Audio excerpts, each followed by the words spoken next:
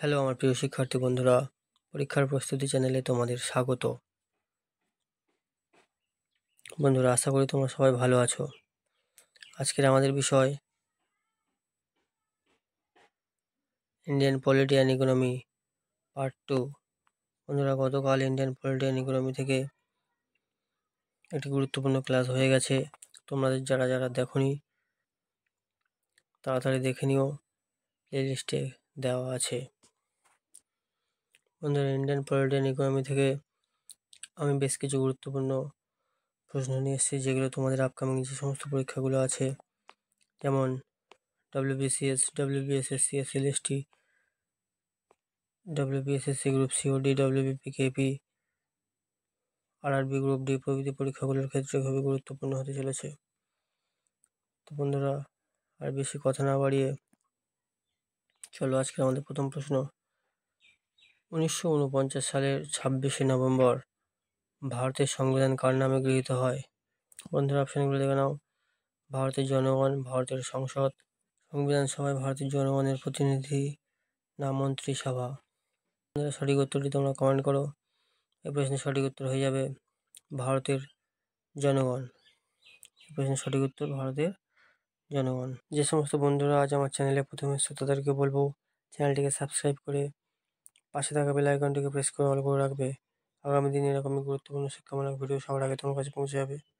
Facebook থেকে যে সমস্ত বন্ধুরা আমার ভিডিও দেখছো তাদেরকে বলো পেজটিকে একটি লাইক করে ফলো করে দিও এবং বন্ধুদের সঙ্গে শেয়ার করে দিও। 2 নম্বর প্রশ্ন, ভারতীয় নাগরিকতা নষ্ট হয়? ভারতীয় নাগরিকতা নষ্ট হয় কিভাবে? বন্ধুরা, অপশনগুলো দেখে নাও। এ, যদি কোনো নাগরিক বিদেশি নাগরিকত্ব গ্রহণ করে। বি, যদি ওই নাগরিক তার নাগরিকত্ব অস্বীকার করে। সি, সরকার কোনো কারণে নাগরিকতা থেকে বঞ্চিত করলে। ডি, উপরোক্ত সবকটি।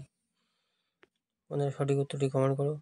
এই প্রশ্নের উত্তর হয়ে যাবে অপশান ডি, উপরোক্ত সবকটি জন্য ভারতীয় নাগরিকতা নষ্ট হতে পারে।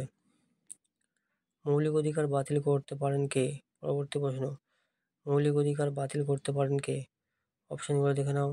রাষ্ট্রপতি, সুপ্রিম কোর্ট, ভারতের সংসদ, না কেউ বাতিল করতে পারে না? বন্ধুরা, এই প্রশ্নের সঠিক উত্তর রাষ্ট্রপতি। রাষ্ট্রপতি মৌলিক অধিকার বাতিল করতে পারেন। ভিডিওটি ভালো লাগলে একটি লাইক ও কমেন্ট করে বন্ধুদের সঙ্গে শেয়ার করে নেবে। কেশবানন্দ ভারতী মামলায় সুপ্রিম কোর্টের রায় সংবিধানের কোন অনুচ্ছেদকে সবচেয়ে বেশি প্রভাবিত করে? কেশবানন্দ ভারতী মামলায় সুপ্রিম কোর্টের রায় সংবিধানের কোন অনুচ্ছেদকে সবচেয়ে বেশি প্রভাবিত করে? বন্ধুরা, অপশনগুলো দেখে নাও। এই অনুচ্ছেদ 370, অনুচ্ছেদ 356, অনুচ্ছেদ 14, অনুচ্ছেদ 368? বন্ধুরা, এই প্রশ্নের সঠিক উত্তর হয়ে যাবে অনুচ্ছেদ 368।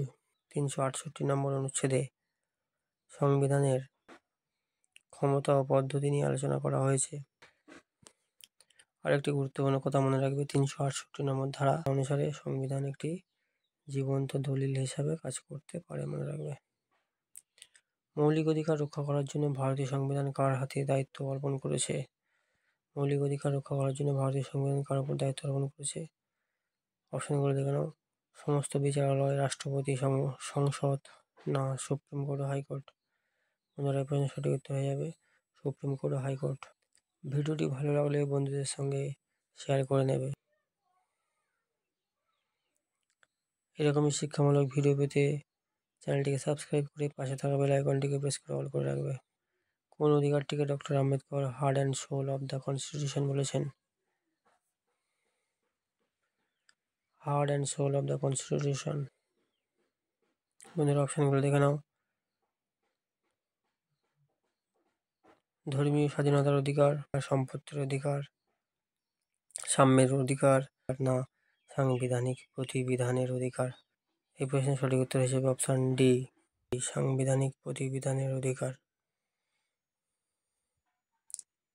প্রিভেন্টিভ ডিটেনশন অ্যাক্ট কোন অধিকারকে সংকুচিত করে?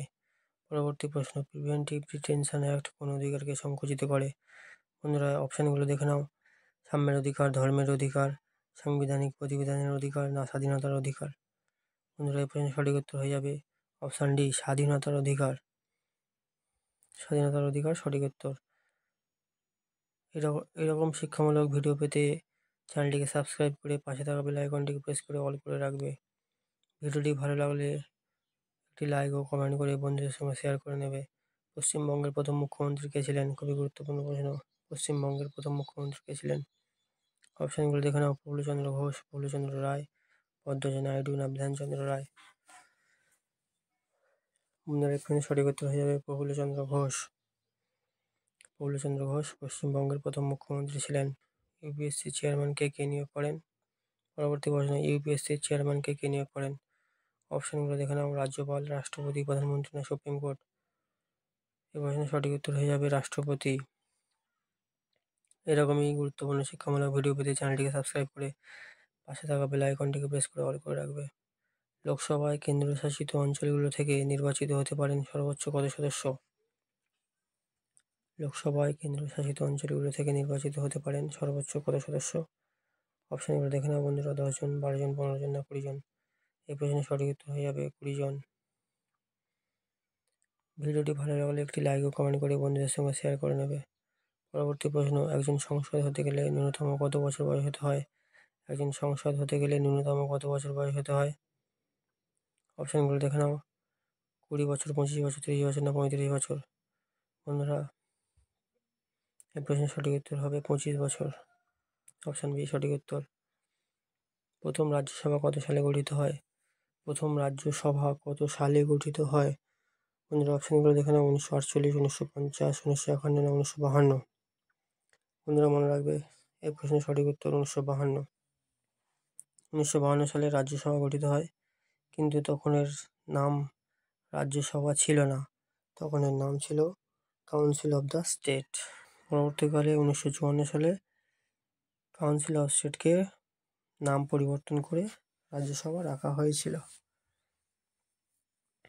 মনে রাখবে। তো এই প্রশ্নের সঠিক উত্তর হবে 1952। জাতীয় পতাকায় অশোক চক্রের দণ্ডের সংখ্যা কটি? জাতীয় পতাকায় অশোক চক্রের দণ্ডের সংখ্যা, বন্ধুরা তোমরা নিশ্চয়ই সবাই জানো, দণ্ডের সংখ্যা হবে 24টি। অপশান বি সঠিক উত্তর। কাকে সংবিধানের রক্ষাকর্তা বা অভিভাবক বলা হয়?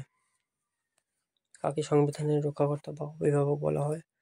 এই প্রশ্নের সঠিক উত্তর হয়ে যাবে সুপ্রিম কোর্ট। সুপ্রিম কোর্টকে সংবিধানের রক্ষাকর্তা বা অভিভাবক বলা হয়। এরকমই গুরুত্বপূর্ণ শিক্ষামূলক ভিডিও পেতে চ্যানেলটিকে সাবস্ক্রাইব করে পাশে থাকা বেল আইকনটিকে প্রেস করে অল করে রাখবে। অর্থ বিল উত্থাপন করা যায় সংসদের কোন কক্ষে? বন্ধুরা এই প্রশ্নের সঠিক উত্তর হয়ে যাবে শুধুমাত্র লোকসভায়। অর্থ বিল শুধুমাত্র লোকসভায় পেশ করা যায়। পরবর্তী প্রশ্ন, তো আজকের আমাদের শেষ প্রশ্ন, কোনো কক্ষের সদস্য না হয়েও কে সংসদের উভয় কক্ষে অংশগ্রহণ করতে পারে? বন্ধুরা অপশানগুলো দেখে নাও। অ্যাডভোকেট জেনারেল, অ্যাটর্নি জেনারেল, ইউপিএসসির চেয়ারম্যান না কেউ নয়? বন্ধুরা এই প্রশ্নের সঠিক উত্তর হয়ে যাবে attorney general. Option B attorney general এই কোশ্চেনের সঠিক উত্তর হয়ে যাবে। বন্ধুরা আজকের মতো এই পর্যন্ত। ভিডিওটি ভালো লাগলে একটি লাইক ও কমেন্ট করে বন্ধুদের সঙ্গে শেয়ার করে নেবে।